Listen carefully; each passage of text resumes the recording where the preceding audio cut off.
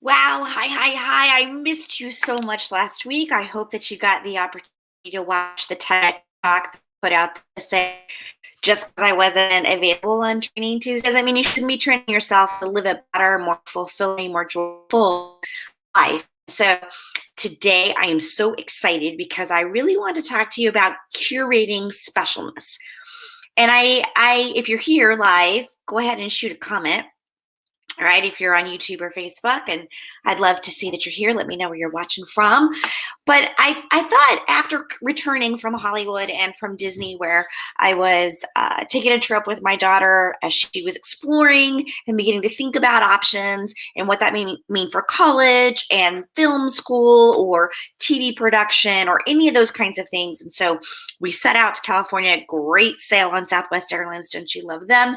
And had a wonderful time. And part of our trip was being able to go to Disneyland, to Magic Kingdom in Southern California. And while I was there, I go often, and I'm always amazed at the way that the experience plays out at Disneyland. And that's what I want to talk to you about today with kind of that curating of the specialness. Now, when we think about curating, a lot of us think about art. We think about museums. We think about curating, like that curator takes things and puts them together. But usually we think about it in an artful way. And that's not necessarily a bad thing because I am getting to that. But specifically tonight, I wanted to talk to you about how you're curating an experience, a place, an environment to make someone, or maybe yourself, your family, a work person, feel special. I don't know that we give a lot of attention to that. We might say, oh, I want to make sure they have their favorite tea in my pantry. But this goes a little bit beyond that. And that's what we're going to jump into in this short little training today.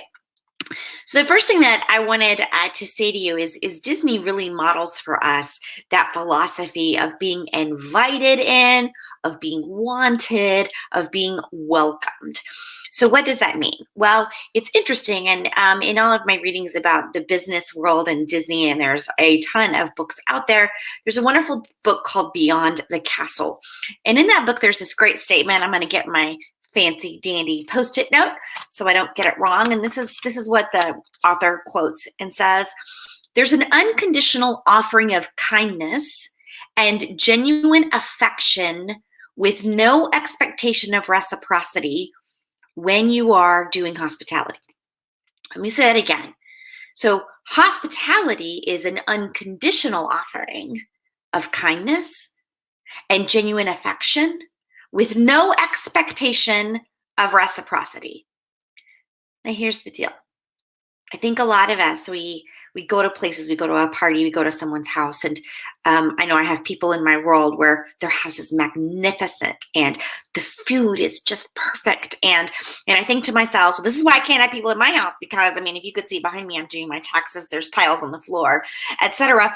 I don't want to have somebody come into that mess, right? But that's not what this is about. What this is about is you curating an experience for someone. You're preparing for someone in such a way that you're not expecting it to be returned because it comes out of this place, this heart within you that's full of kindness, that showers up within you because of this affection, this way, this joy that you have for this person or this space or whatever it is that you do. Party planners do a great job of this, don't they? So party planners, for example, some of the things that they do is they think about every single detail, right? And what would look good with that. This goes a little bit beyond that. This isn't just about a party. This is about welcome and how we're providing that and how we are fostering joy. So there are three things that I was thinking about when I was at Disney that help us think about this curation. And the first one would be to do your homework. So do your homework. So what does that mean? Well, for me, when I'm looking around at a Disney attraction or at a Disney property, I'm thinking, wow, they've really spent time listening to the people that are coming here. For example, you really don't have to go very far to find a trash can. And I don't know if that's a big deal to you, but it's a really big deal to me when you're trouncing through the park. Right now, I have a cast on my foot. I don't want to like have to hike to a trash can. When you are trying to create a special environment, you think about all those little details. You do your homework. You make adjustments for the people that are coming in your midst. So think about it this way. If you were trying to create a space where some of your friends were coming and you were going to do a book study, do your homework. Do you want to have that look like a theme? Do you want to create space for that where there's handouts, or do you want something to be interactive? What does your music choice look like? What are the people coming? Do they even listen to? Are they a bunch of bikers? They want to listen to some Motley Crue? Or do you want to create an environment that has a little Yanni behind it, right? You might be laughing, but that's kind of this thing about doing your homework, thinking through not just what you like, but what the people that are coming into the midst like. Really important. The second thing is to be prepared with a practical plan. Lots of P words. Be prepared with a practical plan. It almost sounds very Mary Poppins, doesn't it? So what does this mean? Well, this just means that you are thinking through your plan and saying, okay, if this happens, then this, but you're not saying, okay, for example, I can't throw a meeting like Disney would throw a meeting, right? But there are some practical aspects. I can make sure that the chairs are comfy, that people have sight lines that are good, that, and churches think about this, or they should be anyway, but anybody that's meeting or an office should be thinking about the things that are practical. What do people need when they come in the space? When you're curating an environment of joy, do you think about all the practical things like how far is it to the restroom in the schedule? When are you doing restroom breaks? All of these things are part of the practical plan, right? And then the second thing that I would say about that, the third thing really is the no day. Establish with your team or with yourself a no day. No day where you're not going to say no. Now, I know that this sounds like it's super easy, but guess what? It's one of the hardest things that you will do, which is every idea has value. You're not saying no to it. If someone wants to go do something, you're not saying no to it. If someone wants Chinese and a hot dog, you're going, okay, I don't eat pork, but okay, because you're not going to say no. Establishing a no day means that ideas get to bubble up and you just see what happens. You just live into them. And then you go back to that second step of being prepared with a practical plan and decide, okay, what are these things that we generated together to create this experience? Can we actually happen in our practicality, which goes to doing our homework? Do you see the way this is going? So after your no day, the last thing that I would say from my experience there is definitely wow. Not just, yeah, it's wow. Like going to Galaxy's Edge is wow. You feel like you're in Star Wars. That's pretty wow. That's not what I'm talking about. When you're trying to create a special something for someone in your world, whether it's a meeting, whether it's a study group, whether it's even creating your own special sanctuary at your house, pay attention to the details. So I was at a hotel recently and I dropped an earring. And so I went underneath to find the earring. And guess what? There was a note under the bed. Kind of freaked me out for a minute. So, and being nosy like I am, I decided to look at that note. And you know what it said? It said, yes, we clean under here too.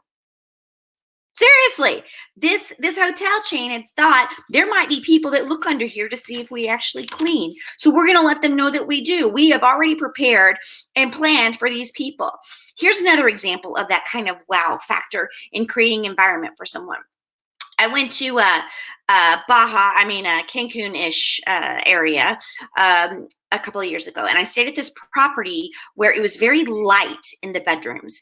And I was thinking I'm very kind of light sensitive. And so since I don't sleep a lot, I like to have it dark. They had already thought this through. So on the pillows, I even kept one so I remember, are these at this TRS property. And I love what it says. These are eye things. So you put them on your eyes for sleep. And look what it says. It says, honoring your dreams. They wanted you to sleep and they wanted you to rest. And then they use this for you to be able to get good rest. And not only that, they gave me an idea for something I did for an event, kind of wow factor. There was also some honey on our pillow, and this was a Mayan area. And they talked about how for thousands of years, the Mayans knew that honey was a restorative element, but it also calms you down. It makes you less anxious. So they would take a spoonful of honey before bedtime, which I thought was great. So there were the sleep masks with honey. And so I did the same thing. Like I created these little honey things, and I ordered these honey sticks that you could put on people's pillows to remind them that restoration and renewal and rest is all part of how we show up in the world. So you can do this, you know. You can make people feel invited and wanted and welcomed in every facet of your life. It just takes some intentional planning. I hope this 10 or 11 minutes of life here together has sparked some ideas for you. I'd love to hear comments about ways or places that you've been that have created specialness, a little something here and there. I would love for us to be curating a list of things that we can do to make people feel special, including our own selves. Because guess what today is? I want you to be happy day. It's an actual holiday on March the 3rd is I want you to be happy today. And part of that is making sure that your space, your body, yourself is prepared and showing up as its best self. And so what are you going to do to make yourself feel special today? I'm Suzanne. Thanks for tuning in, and I will see you on the next Training Tuesday.